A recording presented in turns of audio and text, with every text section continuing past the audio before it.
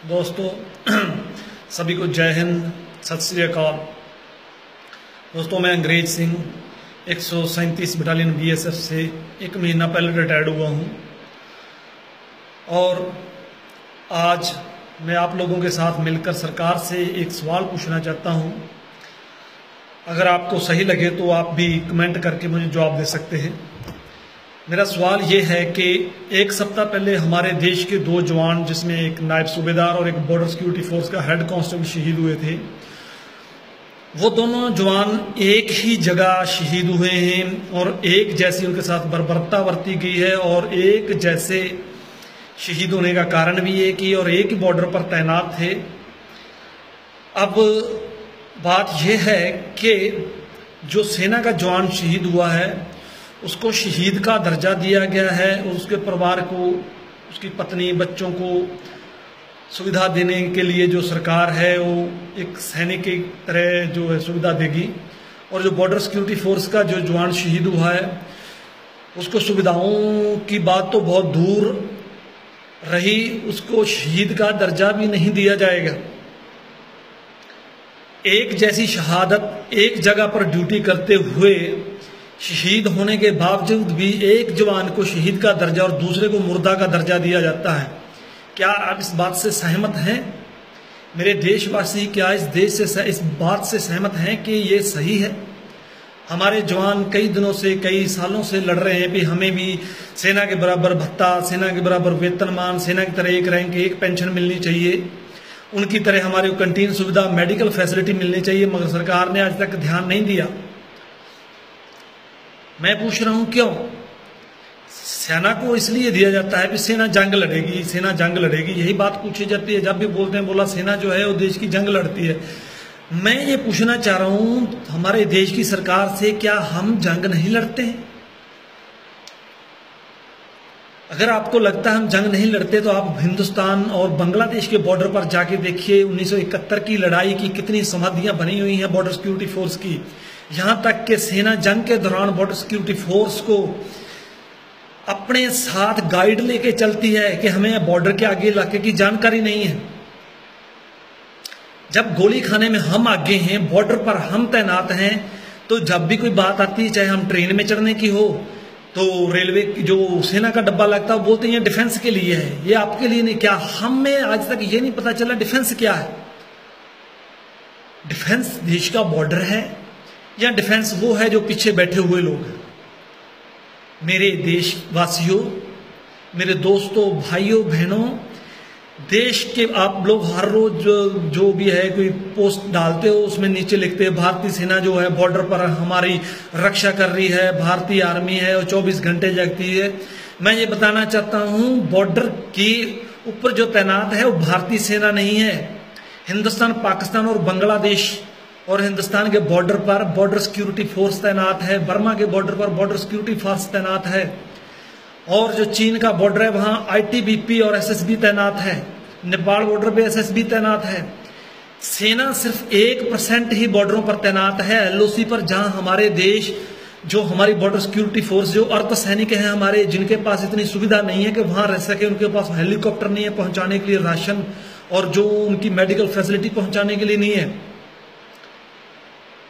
इसके पीछे जो हमारे जवान लड़ाई लड़ते हैं, हमारे को सेना के बराबर भत्ते मिलने चाहिए, वेतन मिलना चाहिए, ये मिलना चाहिए, और हमारे जवान को रोटी की रिपोर्ट करते हैं, तो उसके ऊपर भी जो मीडिया है हमारी, सबसे जो मीडिया है उसके कारण हमारी ये दुर्दशा हो रखी है। रिपोर्ट हमारी होती है अर्धसैनिकों की और वो ये जो मीडिया है उसको सैनिक बना के पेश कर देती है। मीडिया हमेशा भारतीय सेना के जवान की थाली खाली, भारतीय सेना के जवान गर्मी में बॉर्डर पर डटे हुए हैं, भारतीय सेना के जवान -30 तापमान में वहां बैठे हुए हैं। अरे मेरे भाइयों, भारतीय सेना नहीं है वो border security force, ITBP, SSB है। सेना सिर्फ 1% बॉर्डरों पर तैनात है। सेना हमारे जो हमारी आईबी है, इंटरनेशनल बाउंड्री है, उससे 3-4 किलोमीटर पीछे होती है और हम बॉर्डर के ऊपर बिल्कुल 100 गज की दूरी पर बैठे होते हैं। दिन रात एक हमारी ड्यूटी, अगर आप सुनोगे तो आपके रोंगटे खड़े हो जाएंगे।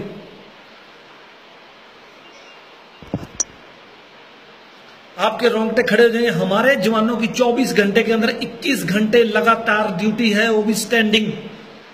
और उसके बाद उसको 5 या 6 घंटे रेस्ट है, और 5-6 घंटे रेस्ट के बाद दोबारा उसकी वही ड्यूटी स्टार्ट है। अगर मैं ड्यूटियां अगर आपको बताने लगूंगा तो ये बहुत लंबी हो जाएगी पोस्ट, मगर 21 घंटे लगातार ड्यूटी है, 7-8 घंटे रात को, और सारा दिन ही बॉर्डर के ऊपर ही खड़े रहना है, किसानों के साथ बॉर्डर के पार, तार के पार खड़े रहते हैं कि पाकिस्तानी इधर उधर न कर दे। 24 घंटे आंखें फाड़ फाड़ के पाकिस्तान की तरफ देखते हैं, कोई देश का दुश्मन अंदर ना घुसा है। दोस्तों, मैं आपकी जो है हमारा समर्थन मांग रहा हूं हमारे अर्धसैनिकों के लिए। क्या हमारे को उनके बराबर सुविधा, उनके बराबर भत्ते, 1 रैंक 1 पेंशन, और हमारे जवान को शहीद का दर्जा मिलना चाहिए जहां नहीं मिलना चाहिए। एक साथ शहीद होते हैं, एक शहीद का दर्जा और दूसरे को मुर्दा का दर्जा। हमें बड़ी निराशा है और हमारे जवानों के अंदर हीन भावना भर गई है। हमारे वेतन भत्ते देखकर, हमारे को जो शहीद का दर्जा नहीं दिया, इसको देखकर हमें रिटायर आने के बाद कोई नौकरी नहीं है, कोई सुविधा नहीं है। हमारे पुराने जो अर्धसैनिक गए हुए हैं उनको 5-5 हजार 6-6 हजार पेंशन मिल रही है, जो शायद आजकल कई स्टेटों ने बुढ़ापा पेंशन भी इससे ज्यादा बढ़ा दिया है। हमें शर्म आती है, वो इलाज नहीं करा पा रहे हैं बुढ़ापे में, जो बच्चे हैं किसी को पूछते नहीं है, और उनकी 5-6 हजार में इलाज नहीं होता है तो खाना कहां से खाएंगे।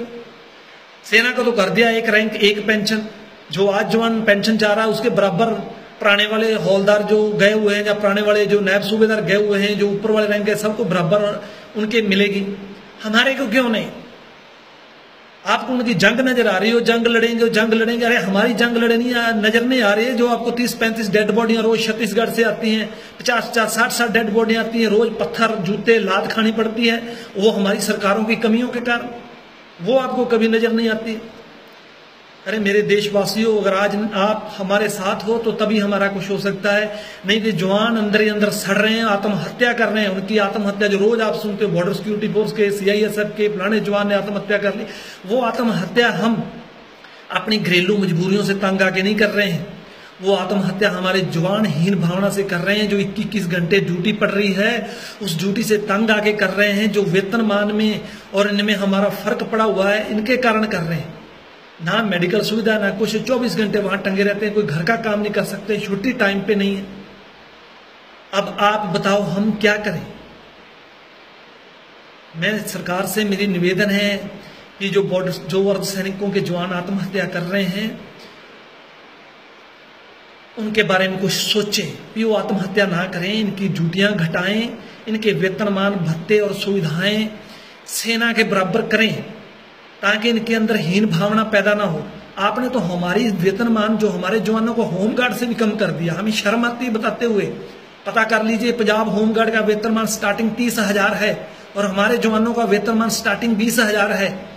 पंजाब पुलिस के जो एक सिपाही है उसका वेतनमान 35 हजार, सेना के सिपाही का वेतनमान 35 हजार है, हमारे जवान का 20 हजार है। क्यों? हम ड्यूटी नहीं करते, घर से बाहर नहीं रहते, हमारा छुट्टी भी उनसे कम है और हम उनसे ज्यादा टाइम ड्यूटी करते हैं, ज्यादा टाइम बाहर रहते हैं। हमें अपने सैनिकों से ये नहीं है कि उनको ज्यादा मिल रहा है, हमें बहुत खुशी है हमारे भाइयों को ज्यादा मिल रहा है।